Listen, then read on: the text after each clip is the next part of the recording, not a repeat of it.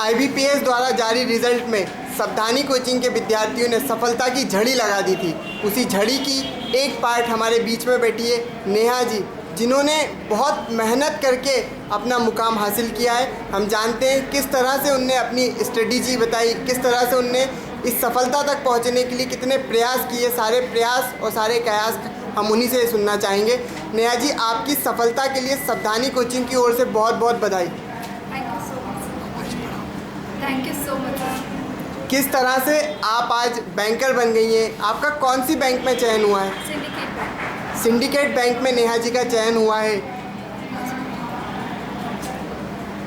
इस चयन के पीछे बहुत सारे ऐसे पहलू होंगे जो आपने बहुत अंधेरे में और बहुत उजाले में देखे होंगे। काफ़ी उतार चढ़ाव भी देखे होंगे, काफ़ी कठिनाइयाँ भी आएंगी। आप किस तरह से मेहनत करती थी, वो सारी मेहनत आप हमें बता पाएंगी? IBPS क्लर्क मेरा जब सिलेक्शन हुआ तो मेरे लिए बहुत खुशी का टाइम था। बट इसके पहले मैंने बहुत सारी ऐसी चीज़ें देखी जो मुझे बहुत डीमोटिवेट कर रही थी। आसपास के लोगों का बार बार ये कहना कि आप कुछ कर नहीं पा रही हैं। मेरा IBPS PO में जब 91 मार्क्स लाने के बाद भी कंप्यूटर में 0.25 से मेरा एग्ज़ाम रुका तो वो मेरे लिए बहुत ही ज़्यादा हर्टिंग था। लेकिन उस टाइम पर भी मैंने अपनी पढ़ाई को जारी रखा था और उसमें इतनी IBPS PO के लिए मैंने इतनी मेहनत की थी जो मेरे IBPS क्लर्क के लिए भी बहुत ज़्यादा काम आई। इसके पहले IBPS क्लर्क में सिलेक्शन होने के पहले मैं FCI में भी रिटर्न में क्वालिफाइड हुई, बट उसमें भी कुछ मार्क्स की वजह से मैं रह गई। उसमें मुझे ये लगा कि मेरी स्ट्रैटेजी कहीं ना कहीं रॉन्ग जा रही है, इसलिए मैंने अपनी स्ट्रैटेजी को बदलना चालू किया। स्ट्रैटेजी में मैंने दो तरह की स्ट्रैटेजीज देखी। फर्स्ट, जो हम अपनी स्टडी टाइम पर कर रहे होते हैं वो स्ट्रैटेजी जिसमें हम पहले जो भी हमारा स्ट्रॉन्ग सब्जेक्ट होता है उसको हम सबसे पहले अटैम्प्ट करते हैं और जो भी वीक होता है उसको हम सबसे बाद में अटैम्प्ट करते हैं। और दूसरी स्ट्रैटेजी होती है वो होती है जब हम अपना एग्ज़ाम दे रहे होते हैं, क्योंकि ज़रूरी नहीं है कि हर टाइम पे एग्ज़ाम एक ही लेवल का आएगा। कभी डिफ़िकल्ट आता है, कभी बहुत ईजी आता है। तो आपको ये पता होना चाहिए कि जब आप एग्ज़ाम दे रहे हैं उस टाइम पे आपको क्या करना है। हो सकता है आप जब स्टडीज़ कर रहे हैं तो आप ये सोचते हैं कि मैथ्स में मैं 25 करूँगी, लेकिन जब आप एग्ज़ाम दे रहे होते हैं, एग्ज़ाम जैसे फॉर एग्ज़ाम्पल SBI PO का जब एग्ज़ाम आया था उसमें मैथ्स बहुत टफ आया था। आप सोच भी नहीं सकते कि 25 आप कर लेंगे।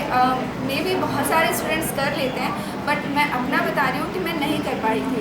इसीलिए मुझे ऐसा लगता है कि एग्ज़ाम टाइम में आपको पता होना चाहिए कि क्या कौन सा सेक्शन कितना लेवल डिफ़िकल्ट आ रहा है, और उसको ध्यान में रखते हुए आपको पता होना चाहिए कि कट ऑफ किस लेवल का जा सकता है, और उसी हिसाब से आपको उस एग्ज़ाम को अटैम्प्ट करना चाहिए। ज़रूरी नहीं है आप 25 ही अटैम्प्ट करें, हो सकता है आप सिर्फ 9-10 सटीक अटैम्प्ट करेंगे तो आपका वो सेक्शन निकल जाएगा।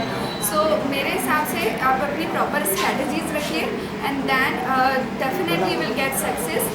And all the best for all the students whoever giving the examination, and hope that this next year all the students will get a job in any department. और एक और चीज़ मैं ये बताना चाहूँगी कि जब भी एग्ज़ाम्स आते हैं, रिक्रूटमेंट्स आते हैं, बहुत सारे ऐसे एग्ज़ाम्स होते हैं जिनका पेपर पैटर्न एक जैसा होता है। For example LIC, bank, NABARD, बहुत सारे एग्ज़ाम्स होते हैं। तो आप हर एक एग्ज़ाम में जाने के लिए सोचिए। हो सकता है कि आपने ये सोच रखा हो कि मैं तो बैंक PO ही बनूंगा या बनूंगी, तो आप कोशिश कीजिए कि आप सब में जा सकें, ताकि आपके पास ये ऑप्शन हो कि आपको क्या बड़ी से बड़ी चीज़ अटेम्प्ट करनी है और अचीव करनी है।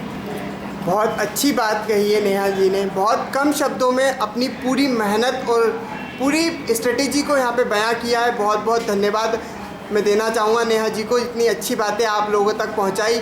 और इसी तरह आप लोग भी मेहनत करते रहें तो निश्चित ही एक दिन सफलता की कगार पर पहुँचेंगे, क्योंकि सफलता सबके लिए कुछ ना कुछ लेके आई है, लेकिन बस थोड़ी सी मेहनत, लगन और समर्पण और आत्मविश्वास की ज़रूरत है।